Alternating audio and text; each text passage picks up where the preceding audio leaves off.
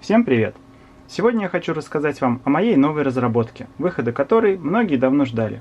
Это плата светодиодной подсветки приборной панели Chevrolet Lachetti на адресных светодиодах, управляемая со смартфона по Wi-Fi. В этом ролике я расскажу о функционале нового контроллера подсветки, покажу, как к нему подключиться и как он настраивается. Ну что, погнали!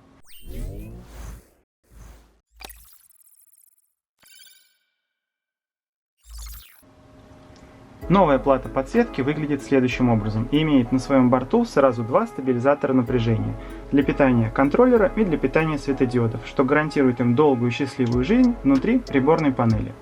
По контуру новая плата полностью совпадает с предыдущей версией. Это означает, что их монтаж никак не отличается. А сейчас я покажу, как подключиться к новой плате подсветки и как ее настраивать. Для управления новой платой подсветки подойдет любой смартфон на любой операционной системе. Первым делом необходимо будет включить зажигание в автомобиле, а затем включить Wi-Fi на смартфоне и подключиться к точке доступа контроллера. Она будет называться Smart Controller. Теперь вводим пароль. По умолчанию он от 0 до 9. 0, 1, 2, 3, 4, 5, 6, 7, 8, 9 и нажимаем «Подключиться». После подключения к контроллеру может вылезти вот такое сразу окошко с просьбой авторизоваться в этой сети. Можно нажать галочку, можно просто свернуть. Далее я рекомендую снять галочку автоподключения в меню настроек точки доступа.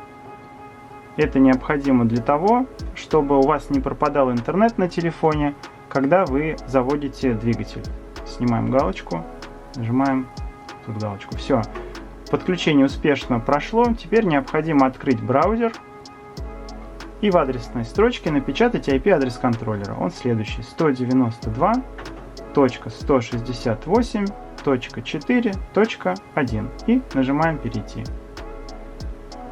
После чего у вас откроется веб-интерфейс контроллера. Новый контроллер подсветки стал трехканальным. К двум уже привычным каналам шкал и стрелок добавился третий – канал дисплея. Для каждого из каналов можно настроить цвет, причем двумя способами. Выбираем из палитры уже предустановленных цветов или передвигая ползунок цвета или ползунок насыщенности. Также в настройках доступна настройка яркости.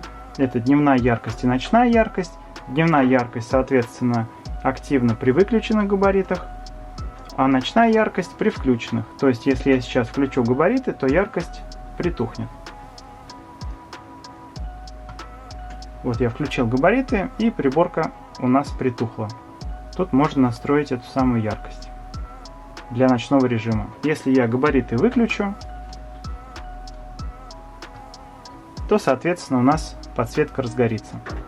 Также для канала доступны настройки розжига и затухания. Доступна настройка скорости и задержки. Скорость задается в условных единицах, а задержка задается в секундах. И такие же настройки доступны для затухания. Так, для канала стрелок ассортимент настроек точно такой же. Можно поменять цвет, либо передвигая ползунок. Отлично. Так. А вот для канала дисплея, ко всему вышеперечисленному, я добавил еще две кнопки для быстрой настройки. Можно задать цвет такой же, как у шкал, ну сейчас он и так такой же, или такой же цвет, как у стрелок. Отлично, с основными настройками разобрались, а теперь давайте перейдем к некоторым фишкам. Они находятся на вкладке «Предупреждения». Если коротко, то можно сделать так, чтобы стрелка тахометра или спидометра меняла свой цвет, переходя определенное пороговое значение. По умолчанию эта настройка выключена. Чтобы ее включить, нужно поставить галочку.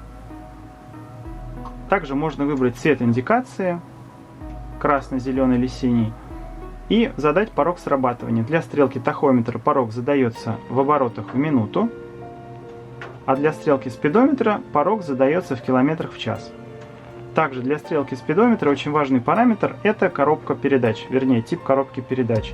Можно выбрать между механической и автоматической коробкой, которые, как известно, имеют датчики скорости с разными значениями импульсов на единицу пройденного пути. Так, сейчас я подключу прибор для управления стрелками и покажу, как это работает.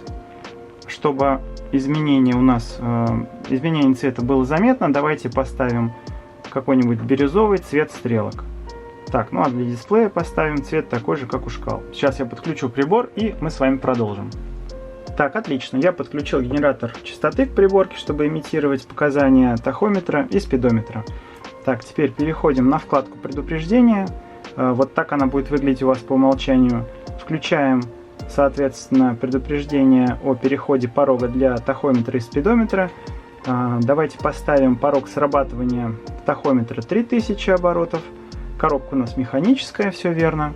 И скорость, например, чтобы далеко не ездить, ну давайте поставим 40. Все, прекрасно, все включили. Теперь я откладываю смартфон в сторону и давайте начнем с тахометра. Как видно, стрелка начала у нас подниматься. Так, вот, и как только она пересекает границу в 3000 оборотов, она становится заданного цвета. Мы настроили красный цвет, поэтому она у нас становится красная. Когда стрелка опускается, соответственно, она обратно становится того цвета, которым была. Так, все отлично. С тахометром разобрались. Давайте мы его опустим сейчас в 0. Переходим к спидометру. Спидометр мы выставили на 40 км в час. И вот видим, когда у нас стрелка переходит границу 40 км, она становится красной. Все, и выше по всей шкале она будет красная. А ниже, соответственно, 40, ну или установленной скорости, она будет того цвета, который вы настроите. Так, ну вот примерно так это работает. На этом с режимом предупреждения мы закончим. Сейчас я отключу генератор и вернемся к обзору. Генератор я отключил, и давайте перейдем к следующей вкладке. Следующая вкладка у нас дополнительно. Здесь можно перейти к управлению подключаемыми модулями. Так, сейчас будет небольшой анонс. В следующем видео я покажу еще одну свою новую разработку. Это будет плата подсветки блока управления печкой Chevrolet Lachetti. Тоже на адресных светодиодах с возможностью настройки цвета и прочих параметров. Таким вот образом она будет выглядеть. Подробнее о ней уже в следующем видео на канале. Кстати, чтобы не пропускать выход новых видео, советую прямо сейчас подписаться на канал и включить колокольчик. Так, я немного отвлекся, давайте вернемся к обзору. На вкладке «Дополнительно» также можно обновить прошивку контроллера. Прямо под кнопкой выбора файла указан серийный номер контроллера. Он вам пригодится, когда выйдет новая версия прошивки и вы решите обновиться. Еще ниже располагается выбор демо-режима и кнопка его включения. Давайте включим. Этот режим сделан мной просто для развлечения, если вдруг вы захотите позалипать на красивые переливающиеся цвета адресных светодиодов или удивить кого-то из пассажиров вашей машины. В общем, никакой смысловой нагрузки он не несет. Здесь вот в выпадающем меню можно выбрать разные палитры. Вот здесь их несколько штук. Такая вот есть, такая вот есть и такая вот есть. Никакой смысловой нагрузки в этом режиме нет, просто включаем его, залипаем, любуемся и выключаем. Все, теперь подсветка работает опять в штатном режиме. На этом сегодня все. Если видео вам понравилось, не забывайте поставить лайк. Если у вас есть идеи по расширению функционала контроллера, обязательно напишите их в комментариях под видео, мне будет очень интересно их почитать. Спасибо всем за просмотр, увидимся уже в следующем видео. Пока!